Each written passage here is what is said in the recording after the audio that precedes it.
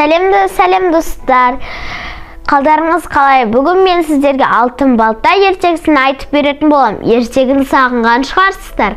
Ал ендеше мен бастаймын. Ертеде бір кедей болыпты. Ол өзінің балтасын алып, ағаш шабуға көлге барған екен. Сол кезде отынды жарып біткен кезде балтасының басы ұшып кетіп, жерменші тұратын суға батып кетеді. Кедей барып жерменшіге менің балтамды алып берші деп жалынады.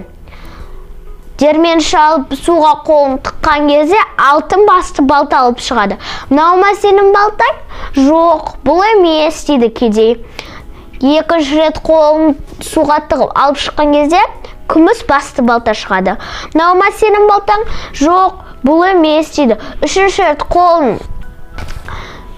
кіргізіп алған кезде кедейдің өзінің балтасы шығады. Я, міне осы менің балтам дейді. Жерменші былай дейді. Сен өзің ақ көңіл, жақсы адам екенсің. Саған сол үшін мына алтын басты балтаны сыйға тартамын деп, алтын басты балтаны кедейге сыйлайды. Кедей оны алып үйіне барады. Күнде сол балтамен отын жарып, олар байып кетеді.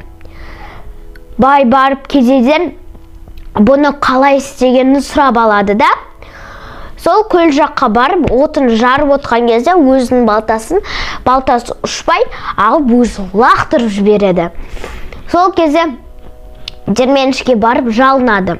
Жерменші суға қолын тығады да алтын басты балтаны алып шығады. Мынау ма сенің балтаң? Я, осы деп бай айтады. Ей, көргенсіз деп жерменші байдың кеудесіне иттер жібереді.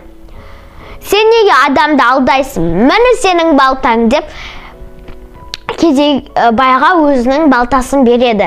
Бай басын салбыратып үйіне барады. Осымен біздің ертегі аяқталды. Сау болыңыздар.